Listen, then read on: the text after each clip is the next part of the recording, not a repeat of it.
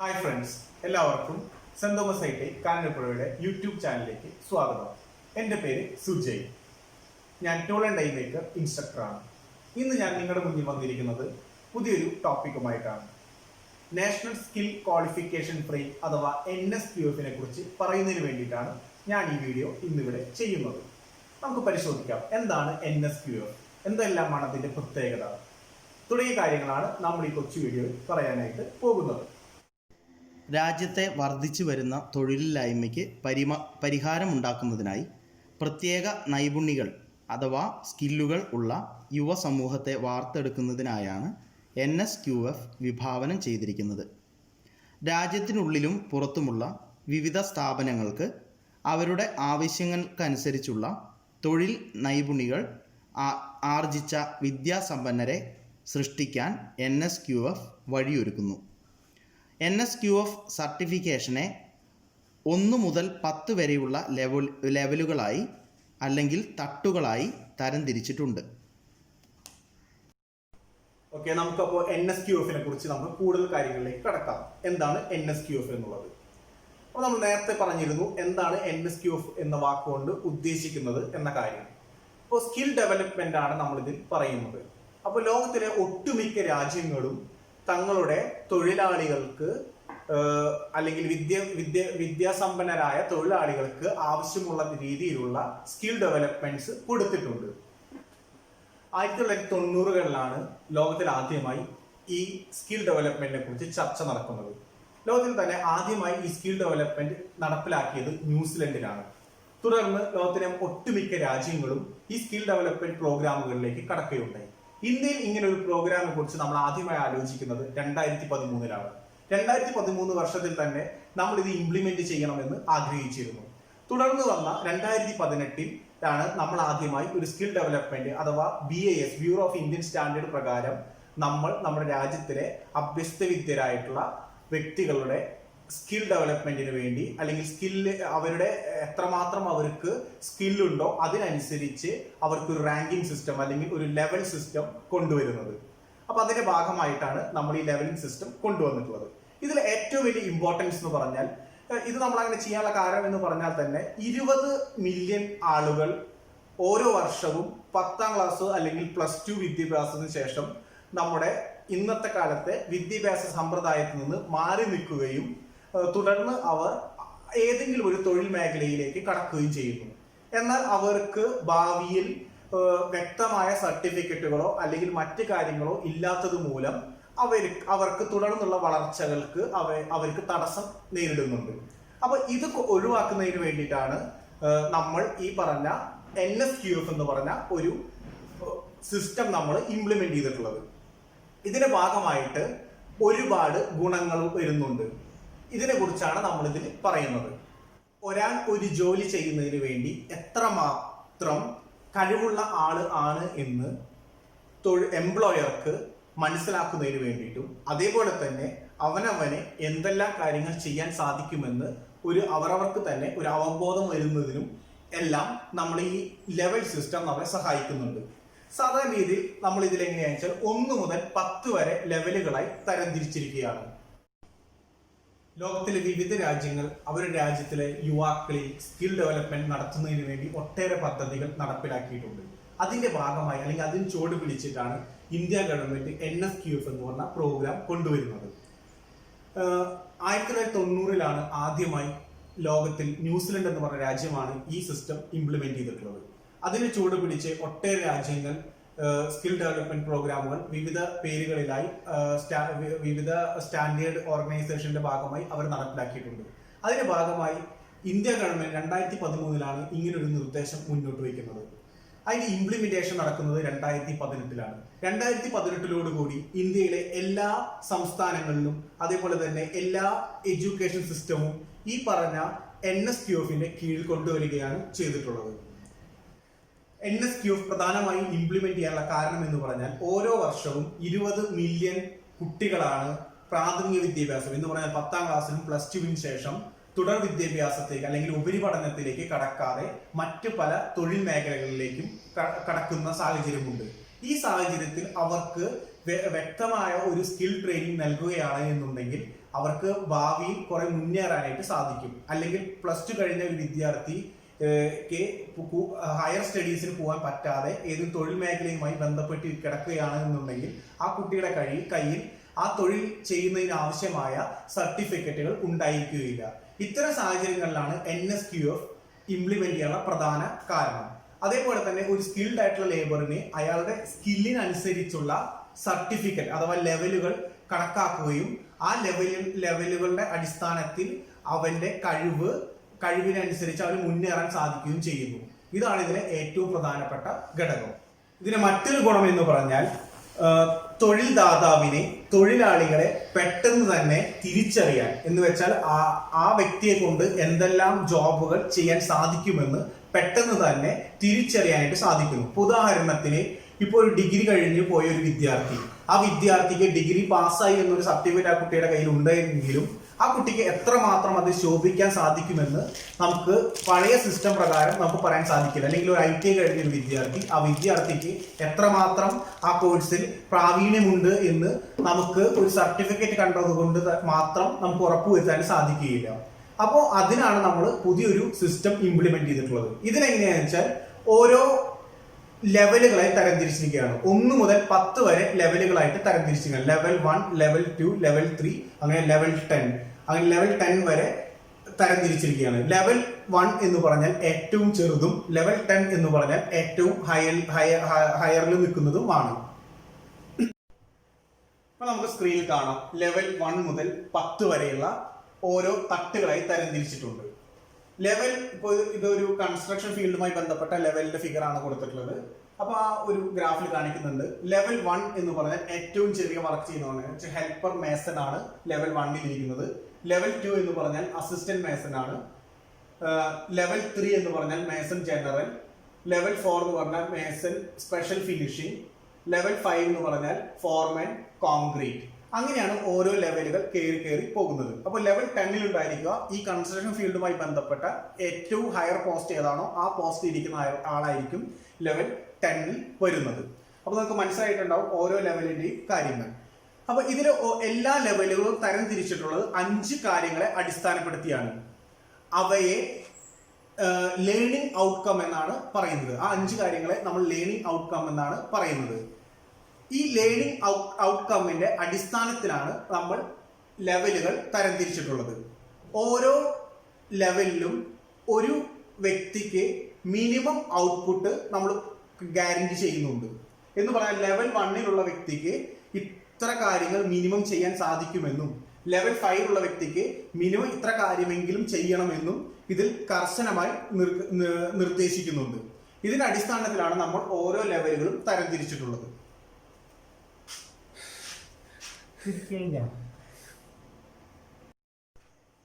അപ്പൊ നമ്മൾ മുമ്പ് പറഞ്ഞ പോലെ തന്നെ ലെവൽ 1 ആളുടെ സ്കില്ലും ലെവൽ 10 ആളുടെ സ്കില്ലും തമ്മിൽ വ്യത്യാസം ഉണ്ടായിരിക്കും. അപ്പോൾ ഒരു വ്യക്തിക്ക് ആവശ്യമുള്ളത് ഒരു ഹെൽപ്പറെ ആണ് എന്നുണ്ടെങ്കിൽ, ഒരു ജനറൽ ഹെൽപ്പറിനെയാണ് നമുക്ക് ആവശ്യമുള്ളത് എങ്കിൽ ആ കമ്പനിക്ക് അല്ലെങ്കിൽ ആ തൊഴിൽ ദാതാവിന് ലെവൽ 1 ഒരാളെ മാത്രം വിളിച്ചാൽ മതി. അപ്പോൾ അയാൾക്ക് ലെവൽ 1 നിർദ്ദേശിക്കുന്ന ഔട്ട്കം അയാളിൽ നിന്ന് ലഭിക്കും. അല്ലാതെ നമുക്ക് ലെവൽ 5 ലെവൽ 6 ഉള്ള ഒരാളെ പിടിച്ച് നമുക്ക് ഹെൽപ്പർ ആക്കേണ്ട ആവശ്യം വരുന്നില്ല. അപ്പോൾ ഓരോ ജോലി ചെയ്യാനും വ്യക്തമായ ലെവലുകൾ തരംതിരിച്ചിട്ടുണ്ട്. അതിന്റെ അടിസ്ഥാനത്തിൽ ആ വ്യക്തിക്ക് ഒരു മിനിമം ഗ്യാരണ്ടി ഈ സിസ്റ്റം ഉറപ്പുവരുത്തുന്നു. ഇപ്പൊ ലെവൽ 5 പഠിച്ചിറങ്ങിയ ഒരു കുട്ടി പണ്ടത്തെ പോലെയല്ല. പണ്ട് ഡിഗ്രി പഠിച്ചിറങ്ങി അല്ലെങ്കിൽ ഡിപ്ലോമ പഠിച്ചിറങ്ങി എഞ്ചിനീയറിംഗ് പഠിച്ചിറങ്ങി ആ കുട്ടിക്ക് ഒരു സർട്ടിഫിക്കറ്റ് കയ്യിലുണ്ടായിരിക്കാം. പക്ഷെ എന്തെല്ലാം ആ കുട്ടിക്ക് അറിയുന്നു എന്നുള്ളത് ജോലി കൊടുത്തതിന് ശേഷം മാത്രമാണ് തൊഴിൽ ദാതാവിന് മനസ്സിലാകുന്നത്. ഇതിൽ അങ്ങനെയല്ല. ഇതിലൊരു കുട്ടി ഒരു ലെവൽ പാസ്സായി കടന്നു വരികയാണെന്നുണ്ടെങ്കിൽ ആ കുട്ടിക്ക് ആ ലെവൽ പ്രതിദാനം ചെയ്യുന്ന മിനിമം നോളജ് അല്ലെങ്കിൽ മിനിമം സ്കില്ല് ആ കുട്ടിക്ക് എന്തായാലും ഉണ്ടായിരിക്കും എന്നുള്ളതാണ് ഇതിന്റെ ഏറ്റവും വലിയ പ്രത്യേകത. അപ്പൊ നമ്മൾ പറഞ്ഞ പോലെ എങ്ങനെയാണ് ഈ മിനിമം ഔട്ട്കം എല്ലാവർക്കും ഉറപ്പുവരുത്താൻ സാധിക്കുന്നത്? എല്ലാ ലെവലിലുള്ള വ്യക്തികൾക്കും ഒരു മിനിമം ഔട്ട്കം ഉറപ്പുവരുത്താമെന്ന് നമ്മൾ പറഞ്ഞിരുന്നല്ലോ. എങ്ങനെയാണ് നമുക്ക് സാധിക്കുന്നത്? ഇത് സാധിക്കുന്നത് എങ്ങനെയാണെന്ന് വെച്ചാൽ നമ്മുടെ ബേസിക് ആയിട്ടുള്ള വിദ്യാഭ്യാസ സിസ്റ്റത്തെ നമ്മൾ ഒന്ന് മാറ്റി പിടിച്ചിരിക്കുകയാണ്. ഇത്ര കാലം സിസ്റ്റം എന്ന് പറഞ്ഞാൽ ഒരു ഇൻപുട്ട് സിസ്റ്റം ആയിരുന്നു. ഈ ഇൻപുട്ട് സിസ്റ്റത്തെ നമ്മൾ മാറ്റി ഒരു ഔട്ട്പുട്ട് സിസ്റ്റമാക്കി മാറ്റിയിരിക്കുകയാണ് NSQF-ലൂടെ ചെയ്തിട്ടുള്ളത്. എന്താണ് ഈ ഇൻപുട്ട് സിസ്റ്റം ഔട്ട്പുട്ട് സിസ്റ്റം എന്ന് നമുക്കൊന്ന് പരിശോധിക്കാം. ഇൻപുട്ട് സിസ്റ്റം എന്ന് പറഞ്ഞാൽ നമ്മൾ മുമ്പ് ഒരു സിലബസ് നമ്മൾ വിദ്യാർത്ഥികൾക്ക് നൽകുന്നു. ആ സിലബസ് വെച്ച് വിദ്യാർത്ഥികൾ പഠിക്കുന്നു, പരീക്ഷ എഴുതുന്നു. ഇതാണ് ഇൻപുട്ട് സിസ്റ്റം. നമ്മൾ ഒരു കാര്യം കൊടുക്കുന്നു, അത് അവർ കാണാപ്പാഠം പഠിച്ച് എക്സാം എഴുതി പാസ്സാകുന്നു. ഇതിൽ അങ്ങനെയല്ല പറയുന്നത്. ഇതിൽ ഒരു സിലബസ് ഉണ്ട്. ആ സിലബസ് എന്ന് പറഞ്ഞാൽ ഓരോ ഔട്ട്കം ആയിട്ടാണ് നമ്മൾ എടുത്തിട്ടുള്ളത്. ഒരു ഔട്ട്കം എന്ന് വെച്ചാൽ ഒരു വിദ്യാർത്ഥി ഇന്ന കാര്യങ്ങൾ പഠിച്ചു കഴിഞ്ഞാൽ ഇന്നത് നേടണം എന്നാണ് ഇതിൽ പറയുന്നത്. ആ ഇന്നത് നേടണം എന്നതാണ് ഔട്ട്കം. ആ ഔട്ട്കമ്മിലേക്ക് എത്താനുള്ള കാര്യങ്ങളാണ് നമ്മൾ പഠിപ്പിക്കുന്നത്. അത് പഠിച്ചു കഴിഞ്ഞാൽ ആ കുട്ടി ആ കാര്യം ചെയ്യണം. പറഞ്ഞില്ലേ? ഓക്കെ നമുക്ക് പറയാം. ഇപ്പൊ അങ്ങനെയല്ല. അപ്പോൾ ഇൻപുട്ട് സിസ്റ്റത്തിൽ നിന്ന് ഔട്ട്പുട്ട് സിസ്റ്റത്തിലേക്ക് മാറ്റിയതിന്റെ ഭാഗമായി ആ വിദ്യാർത്ഥിക്ക് നേരത്തെ പറഞ്ഞ പോലെ ഒരു മിനിമം ഗ്യാരണ്ടി ഉണ്ടായിരിക്കും. ഇൻപുട്ട് സിസ്റ്റത്തിൽ എങ്ങനെ നമ്മൾ നേരത്തെ പറഞ്ഞിരുന്നു, ഒരു പരീക്ഷ എഴുതുന്നു, ആ പരീക്ഷയിൽ ഒരു പാഠം പഠിക്കുന്നു, ആ പാഠം പഠിച്ചതിന് ശേഷം ആ പരീക്ഷ എഴുതുന്നു, പരീക്ഷയിൽ കിട്ടിയ മാർക്ക് എന്നുവെച്ചാൽ ആ പർട്ടിക്കുലർ ഡേയിൽ ആ കുട്ടിക്ക് കിട്ടിയ മാർക്ക് വെച്ച് ആ കുട്ടിയെ വിലയിരുത്തുകയാണ് ചെയ്യുന്നത്. എന്നാൽ ഈ പറഞ്ഞ ഔട്ട്പുട്ട് സിസ്റ്റത്തിൽ ഒരൊറ്റ എക്സാമിലല്ല ആ കുട്ടിയെ ഇവാലുവേറ്റ് ചെയ്യുന്നത്. തുടർച്ചയായ പരിശീലന കാലയളവിൽ എല്ലാ ദിവസവും ഡേ ബൈ ഡേ ആ കുട്ടി ചെയ്യുന്ന വർക്കുകളെ ഇവാലുവേറ്റ് ചെയ്ത് ആ കിട്ടുന്ന മാർക്കുകളെ ഒരു ഇന്റേണൽ മാർക്കാക്കിയും അതേപോലെ തന്നെ പരീക്ഷയ്ക്ക് എഴുതുന്ന മാർക്കും രണ്ടും കൂടി കൂട്ടിച്ചേർത്താണ് നമ്മൾ ഈ കുട്ടിയെ ഫൈനൽ ഇവാലുവേറ്റ് ചെയ്യാനായിട്ട് പോകുന്നത്. അങ്ങനെ നമ്മൾ ആ കുട്ടി പഠിക്കാനായി പ്രാപ്തനായോ എന്ന്, അല്ലെങ്കിൽ ആ ഔട്ട്കമ്മിലേക്ക് എത്താൻ, അല്ലെങ്കിൽ അപ്പർ ലെവലിലേക്ക് കടക്കുന്നതിന് വേണ്ടി പ്രാപ്തനായോ എന്ന് നമ്മൾ ഉറപ്പുവരുത്തുന്നു. ഇതുമൂലമാണ് ഈ സിസ്റ്റത്തിൽ നമ്മൾ നേരത്തെ പറഞ്ഞ ഒരു മിനിമം അഷ്യൂറൻസ് ഉണ്ടായിരിക്കുന്നത്. ഈ കോഴ്സ് പഠിച്ചു കഴിഞ്ഞാൽ, അല്ലെങ്കിൽ ഇന്നൊരു പർട്ടിക്കുലർ ലെവലിലുള്ള വിദ്യാഭ്യാസം ആ കുട്ടി നേടിക്കഴിഞ്ഞാൽ അവിടെ നമുക്ക് വേണ്ട ലേണിംഗ് ഔട്ട്കമ്മുകൾ ആ കുട്ടിക്ക് ലഭിച്ചു, അല്ലെങ്കിൽ ആ കുട്ടിക്ക് അതിന് പ്രാപ്തനായി എന്ന് ഉറപ്പ് വരും എന്ന് പറയാനുള്ള കാരണം ഇതാണ്. അതേപോലെ തന്നെ ഈ NSQF ലെവലിംഗ് സിസ്റ്റത്തിന്റെ ഭാഗമായി ഉണ്ടാവുന്ന മറ്റൊരു കാര്യം എന്ന് പറഞ്ഞാൽ, ഒരു സ്കിൽഡ് ആയിട്ടുള്ള ആൾക്ക് എത്ര ഉയർച്ചയിലേക്ക് വേണമെങ്കിലും പോകുവാനായിട്ട് സാധിക്കും. ഉദാഹരണത്തിന് നമ്മൾ IT കോഴ്സുകൾ, ഇപ്പോൾ IT കോഴ്സുകളെല്ലാം നിൽക്കുന്നത് ലെവൽ 5-ലാണ്. ലെവൽ 5-ലാണ് IT കോഴ്സുകൾ നിൽക്കുന്നത്. ഇനി ലെവൽ 5-ലുള്ള ഒരു വ്യക്തിക്ക് അപ്പർ ലെവലിലേക്ക് കടക്കണമെന്നുണ്ടെന്നുണ്ടെങ്കിൽ ഇതിന്റെ കോമ്പറ്റേറ്റീവ് എക്സാമുകൾ ഉണ്ടായിരിക്കും. ആ എക്സാമുകൾ എഴുതുന്നതിന്റെ ഭാഗമായി അവനെ ലെവലുകൾ അപ്ഗ്രേഡ് ചെയ്യാനായിട്ട് സാധിക്കും. അപ്പൊ ഇതിന്റെ ഏറ്റവും വലിയ ഗുണം എന്ന് പറഞ്ഞാൽ, ഇപ്പൊ നമ്മൾ 10ാം ക്ലാസ്സിൽ പഠിച്ചു, 10ാം ക്ലാസ് പഠിച്ചു കഴിഞ്ഞ് +2 കഴിഞ്ഞു, +2 കഴിഞ്ഞ് നമ്മൾ ഡിഗ്രി കോഴ്സുകൾക്ക് പോകുന്നു, ആർട്സ് ആൻഡ് സയൻസ് കോഴ്സുകൾക്കാണ് പോകുന്നത്. വേറെ കുറെ വിദ്യാർത്ഥികൾ ടെക്നിക്കൽ ഫീൽഡുകളിലേക്ക് കടക്കും, IT ഡിപ്ലോമ, അതുമല്ലെങ്കിൽ BTech പോലുള്ള കോഴ്സുകളിലേക്ക് കടക്കും. അപ്പൊ ഇതിലെ ഏറ്റവും വലിയ ഗുണം എന്ന് പറഞ്ഞാൽ, ഇപ്പൊ നമ്മൾ ഓരോ ലെവലായി തരംതിരിച്ചിട്ടുണ്ട്. ഈ ലെവലിൽ നിന്ന് നമുക്ക് വേണമെങ്കിൽ നമുക്ക് അനുയോജ്യമായ മറ്റ് ലെവലിലേക്ക് കടന്നു പോകാനായിട്ട് സാധിക്കും. അപ്പൊ വൊക്കേഷണൽ ട്രെയിനിങ്ങും അതേപോലെ തന്നെ ആർട്സ് ആൻഡ് സയൻസും രണ്ടായിട്ടാണ് ഇത്ര കാലം തരംതിരിച്ചിരുന്നത്. ഇനി നമുക്ക് ഇതിന്റെ ഈ തടസ്സമില്ലാതെ തന്നെ നമുക്ക് വേണമെങ്കിൽ ആ ഒരു നിശ്ചിത ലെവലിൽ വെച്ച് നമുക്ക് വേണമെന്നുണ്ടെങ്കിൽ മാറി പോകുവാനോ അല്ലെങ്കിൽ തിരിച്ച് ഇതിലേക്ക് വരുവാനോ നമുക്ക് സാധിക്കും. അപ്പോൾ നമ്മൾ നല്ലൊരു ഹൈലി സ്കിൽഡ് ആയിട്ടുള്ള ഒരു ലേബർ ആണെന്ന് വിചാരിക്കുക. നമുക്ക് വേണമെങ്കിൽ IT കഴിഞ്ഞ വിദ്യാർത്ഥി ലെവൽ 5-ലാണ് നിൽക്കുന്നത്. ആ വിദ്യാർത്ഥിക്ക് വേണമെന്നുണ്ടെങ്കിൽ നമുക്ക് 6-ലേക്കോ 7-ലേക്കോ അപ്ഗ്രേഡ് ചെയ്യാനായിട്ട് സാധിക്കുമെന്നുള്ളതാണ് ഇതിന്റെ ഏറ്റവും വലിയ ബെനിഫിറ്റ്.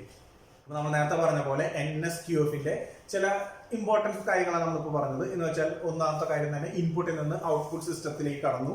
നമ്മൾ വിശദീകരിച്ചു എന്താണ് ഇൻപുട്ട് സിസ്റ്റം എന്നും എന്താണ് ഔട്ട്പുട്ട് സിസ്റ്റം എന്നുള്ളത്. അതേപോലെ തന്നെ ഈക്വലന്റ് ആയി എന്ന് പറഞ്ഞാൽ, പണ്ട് IT പഠിച്ചൊരു വിദ്യാർത്ഥിക്ക് ഈക്വലന്റ് ആയിട്ട് വേറെ വിദ്യാഭ്യാസം ഒന്നും വെച്ചാൽ 10ാം ക്ലാസ് കഴിഞ്ഞിട്ട് പഠിക്കുന്നതാണ് IT. അപ്പൊ ഈക്വലന്റ് ആയിട്ട് വേറെ ഉണ്ടായിരുന്നില്ല. ഇപ്പൊ എങ്ങനെയാ വെച്ചാൽ അത് ഈക്വലന്റ് ആക്കിയിട്ട് +2 ഈക്വലന്റ് ആണ്.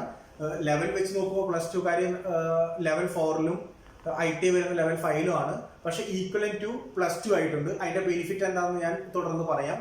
അതേപോലെ തന്നെ ഒരു നാഷണൽ സ്റ്റാൻഡേർഡ് കൈവരിക്കും. NSQF വരുന്ന സമയത്ത് എങ്ങനെയാ വെച്ചാൽ ഏത് സ്റ്റേറ്റിൽ വെച്ച് പഠിച്ച വിദ്യാർത്ഥിയാണെങ്കിലും ശരി, ഏത് സ്റ്റേറ്റിൽ നിന്ന് പഠിച്ച ഡിഗ്രി ആണെങ്കിലും ഡിപ്ലോമ ആണെങ്കിലും ITക്ക് അല്ലെങ്കിൽ ഒരു നാഷണൽ സ്റ്റാൻഡേർഡ് തന്നെയായിരുന്നു. NCVT ആണ് സർട്ടിഫിക്കറ്റ് കൊടുക്കുന്നത്. അതുപോലെ അല്ലെങ്കിൽ ഇപ്പോൾ 10ാം ക്ലാസ് കഴിഞ്ഞ വിദ്യാർത്ഥി, +2 കഴിഞ്ഞ വിദ്യാർത്ഥി, ഇവരുടെ എല്ലാം ഒരു നാഷണൽ സ്റ്റാൻഡേർഡ് നമുക്ക് വരും. അതായത് സ്റ്റേറ്റുകൾ പഠിപ്പിച്ചതോ ഒന്നും നോക്കുന്നില്ല, ഇനി ഒരു നാഷണൽ സ്റ്റാൻഡേർഡിൽ എല്ലാവരും വരും. അതേപോലെ തന്നെ ഈക്വലന്റ് ആയി മാറി, നമ്മൾ നേരത്തെ പറഞ്ഞ പോലെ ഈക്വലന്റ് ആയി മാറിയിട്ടുണ്ട്.